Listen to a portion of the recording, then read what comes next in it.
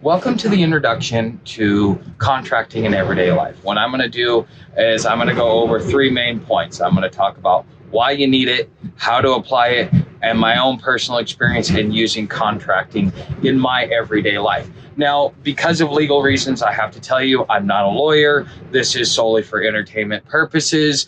If you need legal advice, please go to a lawyer and seek out legal advice. I am not legally allowed to give you any legal advice. However, this is what really goes into why you even would want to do something like this is a lawyer. If you go to a lawyer right now and you say, okay, I need to run this process, a lawyer is going to charge you $500 an hour or more to be able to run a process for you until you get to a point where you need to take it to trial. How many thousands of dollars is that going to cost you?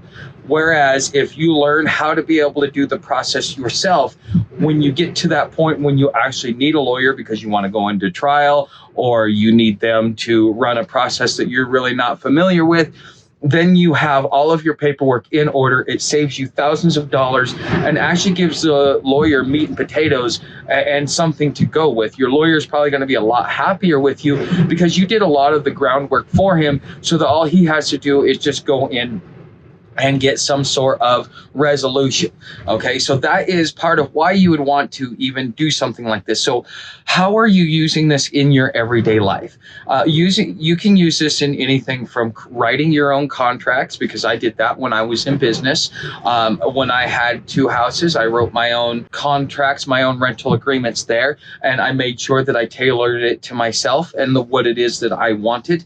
But the thing is, when you start realizing that everything that you do is a contract, because what we're going to be learning throughout this process is the different parts of a contract, how to be able to negotiate that contract, and how to be able to put it into favorable terms. Also being able to understand the different terms and legalese that is being used when you go into that contract, because there are certain key terms and legalese that you must use when you're writing any contract. And if you don't know, one, how to spot them, and two, what they actually mean, you may be getting yourself into something that you may not want to. So it's always important to know your contract.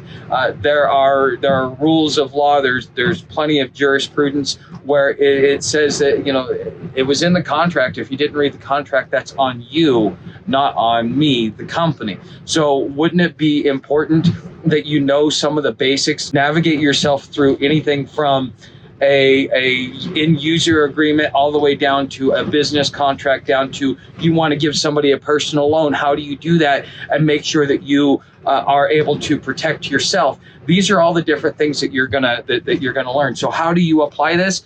This gets applied in everything from your conversation to all of the dealings in which you do. One of the things that I've learned over the years of kind of putting my mind in that of everything that you do is a contract. There's a really great movie. It's called Paper Chase. If you haven't seen it, you should see it. It'll kind of help you understand the philosophy here. But the thing is, when you and I are having a conversation, whether or not even you and I are watching a video, that is a contract. It's an implied contract, because I'm offering you value, and in exchange, you're giving me your attention, and your attention allows me to make money. So therefore, we have a mutually beneficial agreement here. Same thing when you're in a conversation. If the conversation goes back and forth and it's mutually beneficial, therefore, whether you're not, you realize it, you are in an implied contract. Once you start learning how to define your boundaries, and because one of the things that I've learned in all of my years doing this, because I've been doing this since 2010, 11, right around that time when I started doing my own legal processes. One of the things that I realized is that not only how it changed my conversation, but whenever I started looking at things, I would start seeing all the different loopholes, all the different avenues in which it would be a problem for me.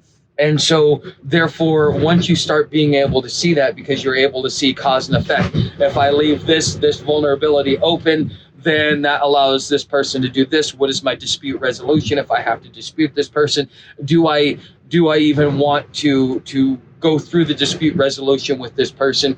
And see, this is all the different things that are in a contract, whether it be verbal, whether it be implied, whether it be expressed.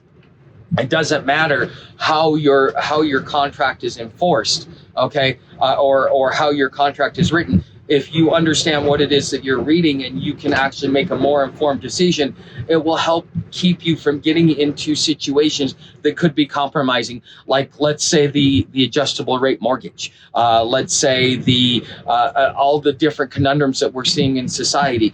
If you don't actually have either something written, expressed, or implied, then it's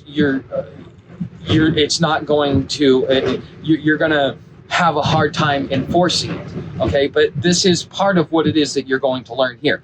So if you are a member on Patreon, okay, so the only way you can get this information, if you like this information and you think that you want something like this, you think that this would be beneficial to you, right now, you can come over to Patreon. It's going to be part of my weekly release under either the $10 a month or $20 a month tier. Both of those tiers is where you will get this information. Eventually, I will offer it out as a collection on Patreon where you'll be able to purchase it if you just want those videos. But that will be once I get to the end of this, because I want to be able to have it all in one, and then you will have the ability to just go and purchase that versus having the membership. And then once you purchase it, you'll get lifetime access to it. So, wow, sorry guys, we've got like 50-mile-an-hour winds. As you can see, everything is shaking here. It's one of those days. But anyways, guys, let me share with you some personal experiences. Because of what I've learned, I ran into a friend, and she was wrongfully terminated. And I decided, you know what? And I told her the same thing. I said, look, you can go talk to a lawyer. It's going to be 10 years in litigation. By then, you're losing everything now. If we can get this taken care of now, let's just try and write a letter. So I started the legal process. I wrote a 5-paragraph letter. It was very strongly worded because I understood the words that I was using and the language that I was using. And instead of waiting 10 years, she got a resolution within 5 hours because of how well I wrote that letter. It was being able to get a quicker resolution instead of waiting on a lawyer, because a lawyer's job is to create turmoil or to create contention, because that's how they get paid. If you're not arguing with somebody, if you don't have a problem that needs to be litigated because of this or that or the other, then they don't make money. Okay, and the longer they take on the process, the more money that they make. Okay, but the thing is this is what a lawyer's sole motivation is for taking on your case, is how much money can I make off of this? How many different ways can I contend this? And, what is the likelihood of me winning? Because a lot of these lawyers, it's based upon their win-lose. And so therefore, the more wins they have versus the losses, then the more that they can charge per hour. So they're going to only take on cases that they can win. And, what I ended up learning from that process is why they only took that. Because if you go look at somebody's assets and go, okay, yeah, they have nothing. If I win, what am I getting? You can't get blood from a turnip. Yes, I get a judgment. I might be able to garnish your wages, but is it really worth my time? This is why a lot of lawyers are even going, will make a decision on whether or not they're going to take a case for you, is whether or not there's any money at the end of it, because that's their sole job, is to create contention and win you money. By winning an argument. And so therefore you have the disinterested third party, which is the judge, who sits there and referees between both sides. And see, the thing is you start realizing this and understanding this as you go along the process, to where it gives you a deeper understanding of just kind of how legal processes work and how to navigate yourself, so that you can manage your own affairs without needing to spend exorbitant amounts of money for somebody that could go do something that you could do until you get to a point where you really need them. And then at that point in time, at least if I was a lawyer, I would be happier, because I hate doing all that mundane stuff. I would rather just go and do the meat and potatoes of what it is that I signed up to do when I went and got my education. All right, guys, I hope that this I hope that this works for you. I hope to see you over on Patreon, because this is going to be a live teaser video for those of you that would like to know. So beginning next Friday will be the first lesson. This Friday is on Patreon is it's just the introduction. Thanks for being here, and I hope to see you over on Patreon.